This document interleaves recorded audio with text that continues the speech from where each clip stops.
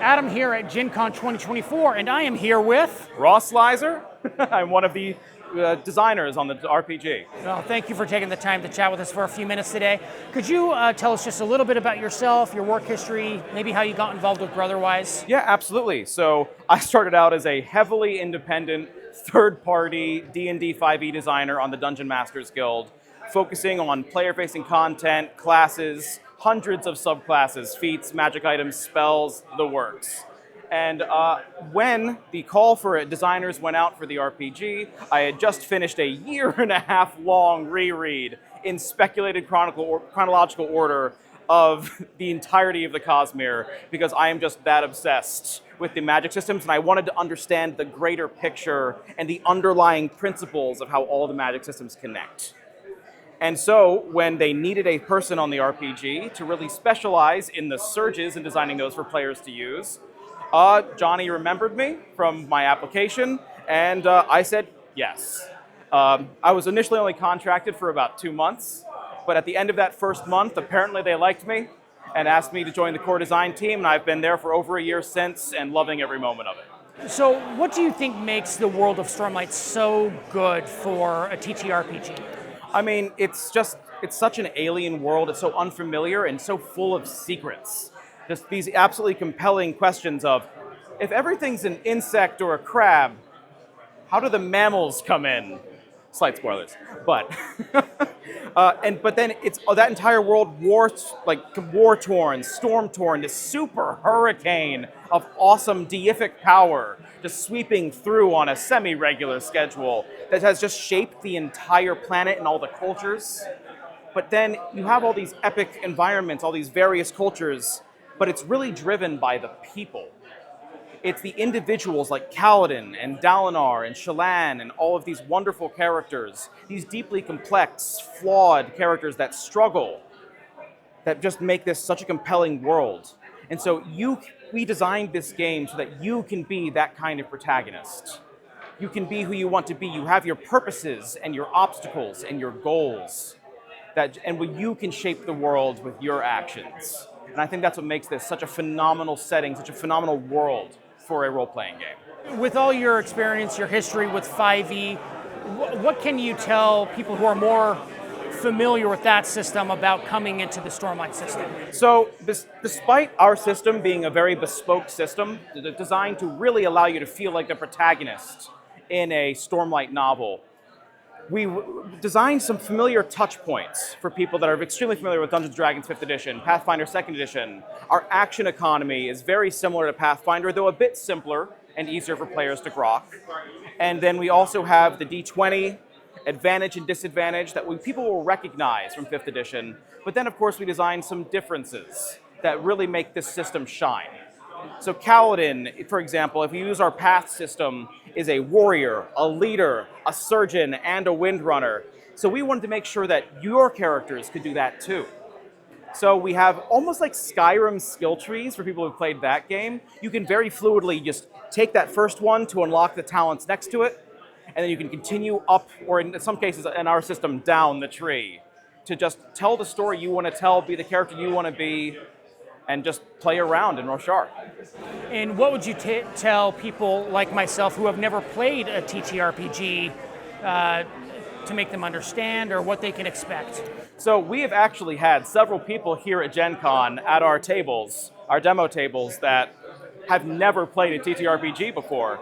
And yeah, absolutely. All you need is either to be a TTRPG fan who's interested in Stormlight, or a Stormlight fan that's interested in starting a TTRPG.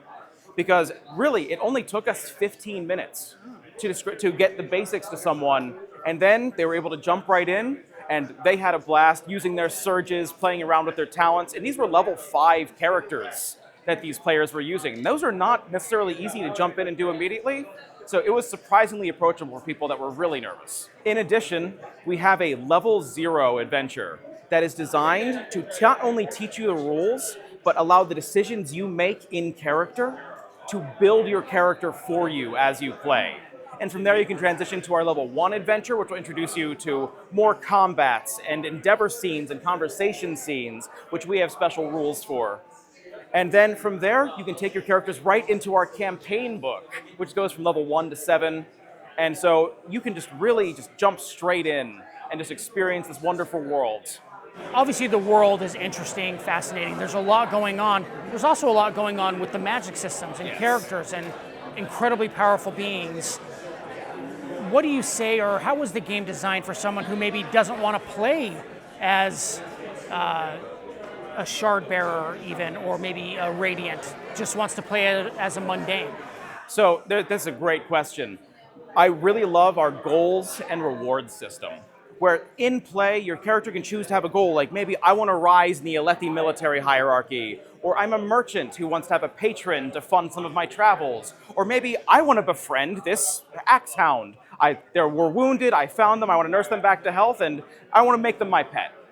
All of those things can be done with rewards. And so you can really have a different axis of power because the Radiants, their ideals are rewards. So while they're working on trying to get their ideals, trying to get their shard blades and their surges and all of that, you can be like, oh, I'm gonna make this friend in high place. I'm gonna train this Chol to fight alongside me in battle. Or if you want to, you might be able to claim a shard blade in an honor duel and all of that stuff. So they're very powerful. Of course, Radiants can warp the world with their surges, but they might not necessarily be able to have the same political power that a non-Radiant character would be able to amass much more quickly. Plus, if you are investing in Radiant talents, you aren't investing in these powerful heroic talents either. And you can do some very cool things, such as learning to strike multiple foes with your shard blade, learning to leap in your shard plate, learning to build powerful fabrials that are unique to your character, and many, many more that Radiants just won't be able to do because they're too busy investing in their surges. What's something that you're excited about for the Stormlight RPG? One of the things I'm most excited about is probably the most seemingly innocuous part of our system, which is this little special D6 called the plot die. It has 2 blanks, it has 2 special symbols called complications and 2 special symbols called opportunities. And this is a surprisingly powerful storytelling device, where when you're doing something incredibly risky, or something that's incredibly relevant to the plot, or maybe even acting in terms of your character's purpose or against your character's obstacle, the GM can tell you to raise the stakes on your test. And all that means is that alongside your D20, any other damage dice, you'll also roll this plot die. And when you do, some magical things can happen. On a blank, oh yeah, the whims of fate haven't decided to mess with you yet. But on a complication, whether you succeed or fail, there's an extra negative thing that happens. Maybe you drop your weapon, or maybe you get distracted for a moment and lose one of your resources, or maybe an extra bandit shows up. And this is a super cooperative storytelling device because you as the player can suggest things for the GM to do, and they can either take them or do their own thing, but the opportunities are where things get really exciting. This is when either on a success or a failure, something tangentially positive happens. Maybe you strengthen your resolve. Maybe an ally runs in to help you. Maybe an enemy slips or drops their weapon. And there's so many other things that you can do, not only with like general uses of those, but your talents might give you special uses of these things as well. It's fully integrated into the system and creates incredible storytelling moments where things happen that neither you nor the GM expected, and it really makes you feel like you're in a Sanderson novel. Well, Ross, thank you again for taking time at this crazy con. I've never been here before. It is a zoo. Oh, my word. I was not prepared. But again, thank you for taking a few minutes. Oh, absolutely. Sincerely my pleasure. Okay, thank you.